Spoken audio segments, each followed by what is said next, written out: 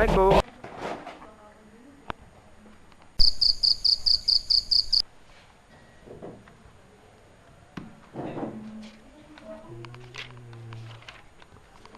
Oh gitu. Wah, si Emon kecapean kayaknya. Kok ditugasin apa aja, Mon? Nggak tahu ini. Bingung saya juga. Ya. Standarisasi menurut kelompok kami yaitu proses penyesuaian dengan format standar yang dibutuhkan atau diharapkan oleh pihak tertentu sehingga memiliki satu makna yang tetap. Jika bingung dengan penjelasan ini, kita beralih ke contoh. Misalkan pada proses standarisasi kita sangat memerlukan data alamat dan juga yang paling utama adalah data jalan. Misalkan di sini ada jalan RE Marta Dinata dalam kurung Riau, tapi ada juga Riau dalam kurung RE Marta Dinata. Seharusnya ini merupakan satu record yang sama. Namun karena penulisannya yang berbeda, ini dianggap menjadi dua record yang berbeda. Nah, proses standarisasi berfungsi untuk membuat keadaan ini dianggap sebagai sama. Misalkan kita ambil format yang paling mendekati standar adalah seperti ini, RE Marta Dinata. Atau misalkan Gatot Subroto dengan Gatsu, seharusnya ini menjadi satu makna yang sama, namun menjadi dua makna yang berbeda, sehingga standarisasi lagi-lagi membuat ini menjadi satu format Gatot Subroto. Jika bingung dengan penjelasan seperti ini, kita beralih ke penjelasan yang lebih sederhana.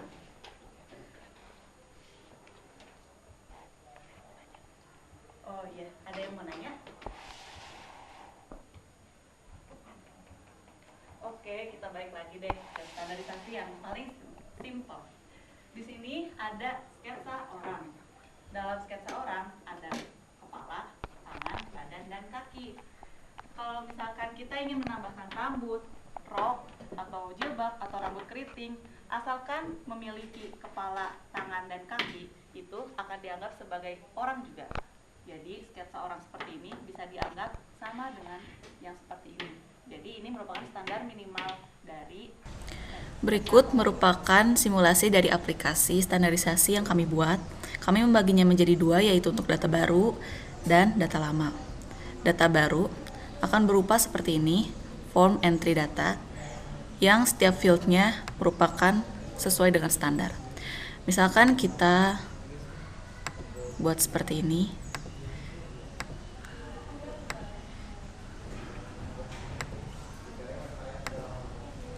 Kelurahan akan merefer dari kecamatan, keterangan berisi apa saja yang dibutuhkan selain dari field ini, lalu tanggal daftar, lalu nomor kontak, lalu kita simpan. Misalkan kita uji apakah fungsi kembali sesuai, ya ternyata kembali kepada form seperti ini, lalu kita simpan. Data telah tersimpan. Lalu kita uji untuk data lama. Data lama kami memiliki 3 fitur utama. Ada import, ada standarisasi, dan ada edit. Import untuk meload seluruh data dari master data. Di sini terlihat ada perbedaan antara RE Marta Dinata dan Riau Marta Dinata RE. Padahal seharusnya keduanya itu bisa menjadi satu format yang sama. Lalu kita gunakan fungsi standarisasi yang akan mengubah dari format-format yang ada di sini. Kita misalkan melihat di sini ada kekurangan dari data. Misalkan data yang ini seharusnya memiliki kelurahan dan kecamatan, tapi di sini tidak.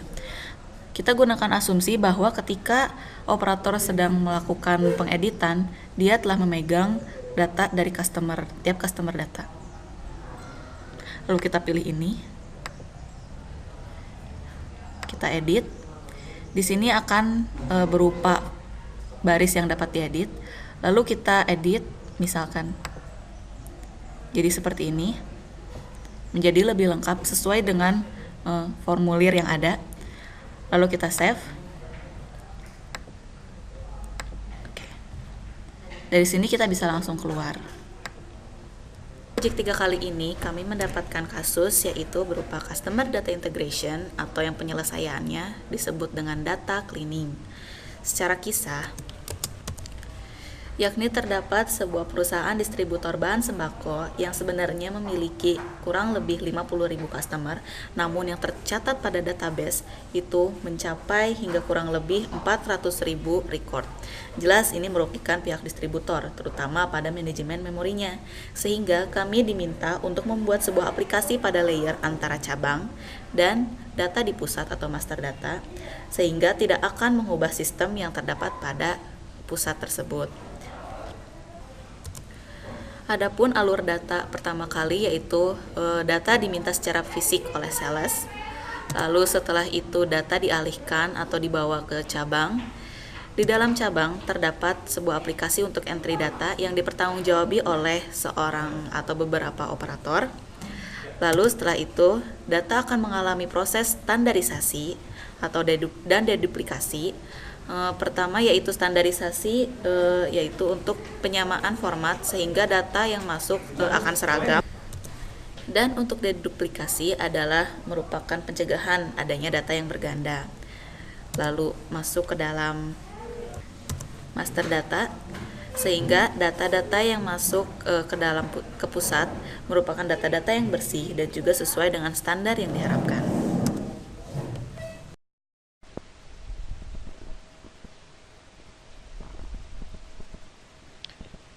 Ini adalah contoh aplikasi yang telah kami buat berdasarkan mockup yang ada. Di sini terdapat sebuah halaman utama yang isinya terdapat dua tombol, yaitu data baru untuk mengakses form pendaftaran dan data lama untuk memproses data yang telah ada. Form pendaftaran yang kami definisikan yaitu seperti ini. Terdapat nama toko, nama pemilik, kota, jenis lokasi, nama lokasi, jalan, nomor, kode pos, kecamatan, kelurahan, nomor kontak, keterangan, tanggal daftar, dan ID customer. Terdapat tombol home untuk kembali ke menu utama. Terdapat tombol help dan ada tombol reset untuk mengosongkan semua field yang ada. Untuk nama toko,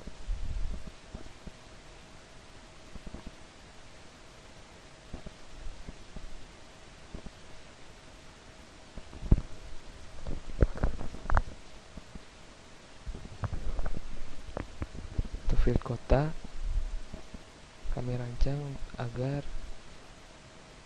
meload daftar kota yang terdapat di database alamat. Menggunakan jenis lokasi, ruko, desa, gang, hotel, jalan. Tapi di jalan. Sini saya isikan jalannya Jalan Besar.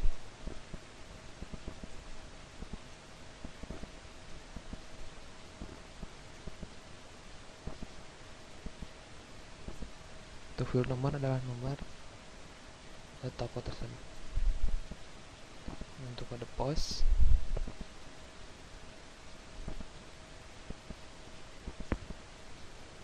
untuk kolom kecamatan akan otomatis mengambil dari database.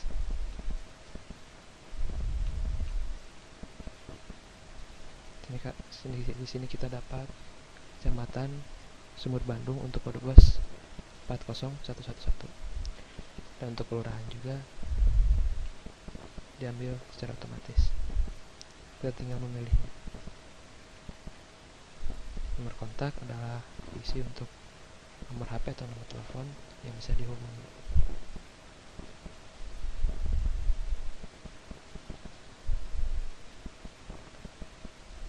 Untuk kolom keterangan adalah kolom tambahan.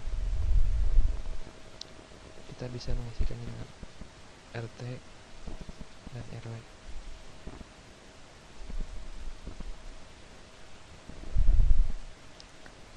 Tanggal daftar terdapat fungsi khusus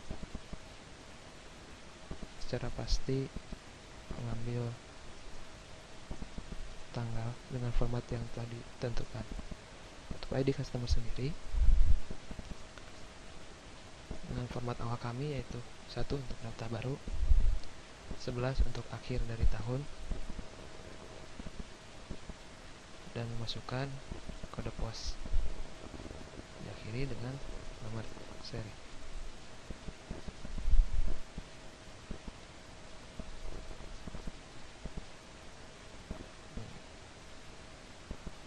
Konfirmasi, tekan yes.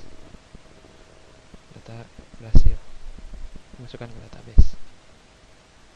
Ini contoh untuk tombol riset.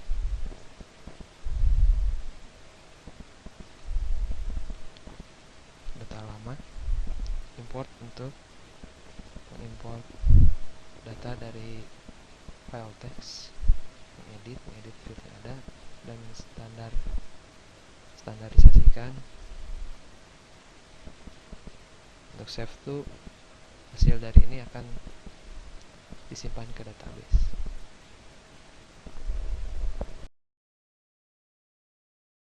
Saya mulai merasa pentingnya koordinasi antar tim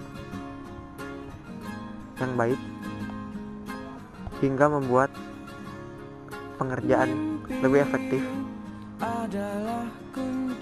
dan lebih terarah. Seperti yang sudah diceritakan oleh dosen pembimbing saya. Selama proyek 3 ini ada 2 lesson learn yang saya dapatkan.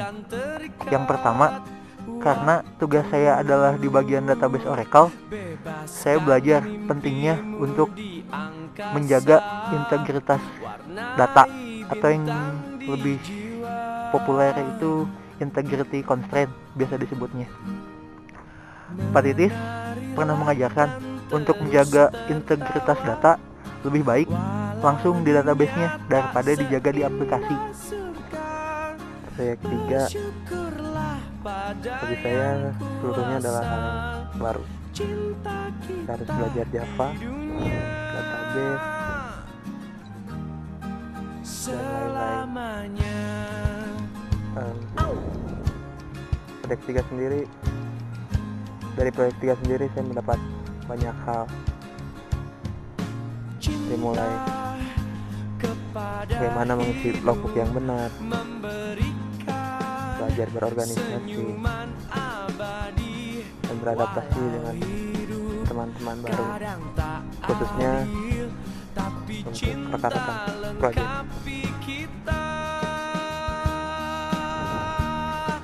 Untuk bagaimana menyelesaikan pekerjaan, baik itu browsing, melihat catatan orang lain, ya tapi walaupun melihat catatan, kita tidak sembarang melihat catatan, kita juga harus tahu dari maksud dari catatan tersebut, dan kita menyelesaikan cara kita dengan tugas kita, dengan cara kita tugas itu dengan cara kita sendiri.